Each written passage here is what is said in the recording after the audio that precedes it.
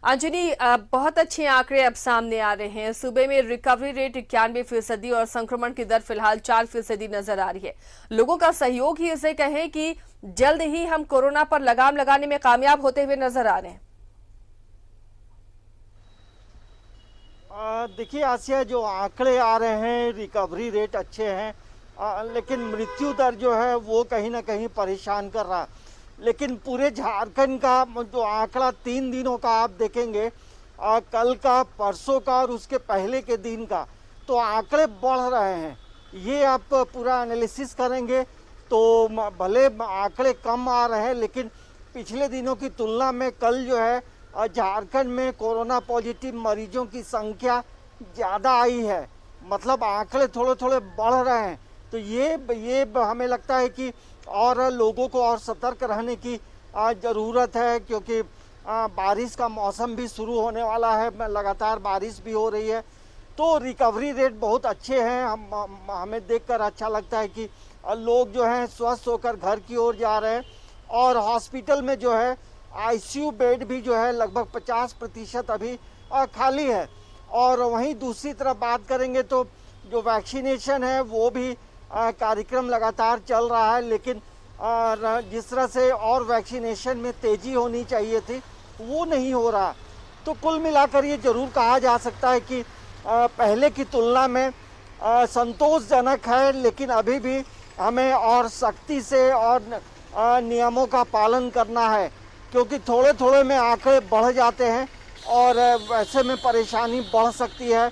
और भले शहर के शहरी इलाकों में संक्रमण जो है, जो पॉजिटिव मरीज हैं, सबसे ज़्यादा मरीज घर वापस जा रहे हैं, लेकिन पूरे झारखंड के ग्रामीण इलाकों की बात करेंगे तो ग्रामीण इलाकों की जो तस्वीर है वो थोड़ी अलग है। तो सरकार भी जो है लगातार ग्रामीण इलाकों को लेकर अलग अलग प्लान बना रही है, ताकि लोगों को सही समय में सही इलाज मिले। और ये भी है कि हम यदि ये भी कह सकते हैं कि जो संक्रमण की गति थोड़ी जो बढ़ी है उसके कई कारण हो सकते हैं।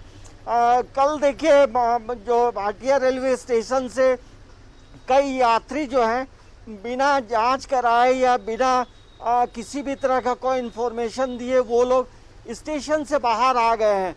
और मैंने पहले भी कहा है कि रांची रेलवे स्टेशन में भी जो है अभी भी दूसरे राज्यों से जो लोग आ रहे हैं वो भी कहीं ना कहीं हमें लगता है कि संक्रमण की गति को बढ़ाने में उनका अहम योगदान हो रहा है।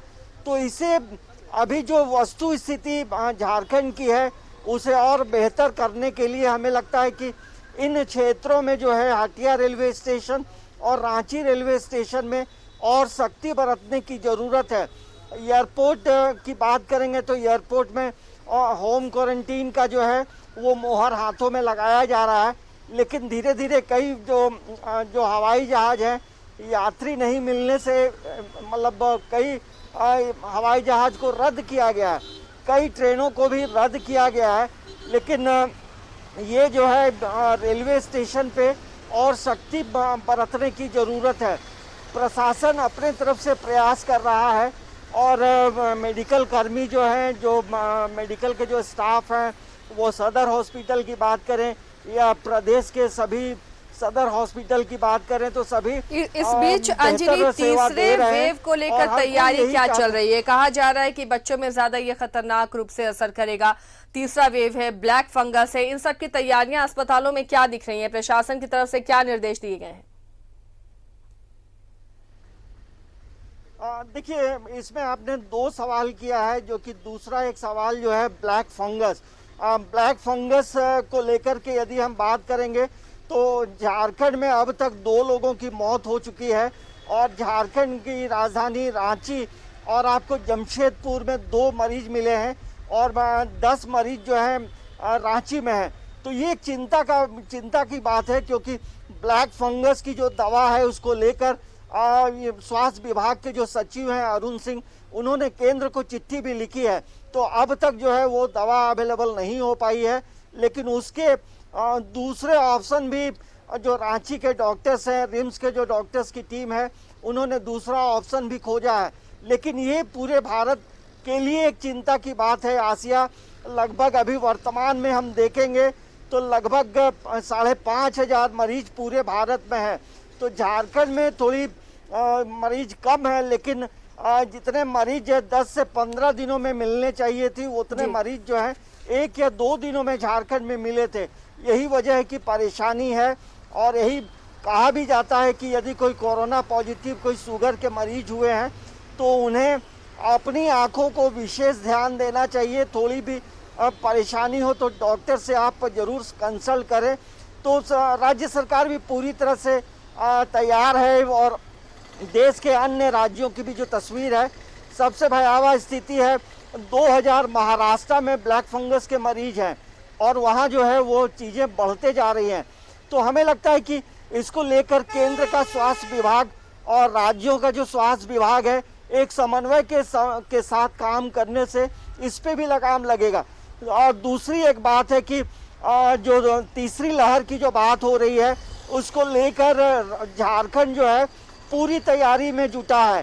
देखिए रिम्स में का जो ये पार्किंग स्थल में जो कोविड वार्ड बनाया गया था उसे अब बच्चों के लिए तैयार किया जा रहा है कि यदि तीसरी लहर आती है और बच्चे परेशान होते हैं, पीड़ित होते हैं, तो उन्हें वहां एडमिट किया जाएगा। और सदर हॉस्पिटल को भी बच्चों को लेकर जिला प्रशासन जो है पूरी तरह से तैयारी कर रहा है। और यही वजह है कि रांची के जो डीसी हैं छवि रंजन, वो इन चीज़ों को लेकर कई हॉस्पिटल्स का दौरा भी किए हैं। एक अलग से ब्लूप्रिंट जो है पूरे झारखंड के परिवेश के लिए, झारखंड में यदि मरीज बढ़ते हैं, तीसरी लहर में बच्चे चपेट में आते हैं, तो सरकार इसके लिए पहले से ही तैयारी कर रखी है। तो हमें लगता है कि इस तैयारी के साथ उम्मीद करते हैं कि तीसरी लहर से सुरक्षित रहे देश और ये लहर आए ही ना, लेकिन अगर आती है तो इसके लिए तैयारियां भी की जा रही है। बहुत बहुत शुक्रिया अंजनी इस तमाम जानकारी के लिए। तो कोरोना के दर कम हो रही है, रिकवरी रेट ज्यादा हो रहे हैं, ये राहत की बात है, लेकिन अभी भी सावधानी बेहद जरूरी है।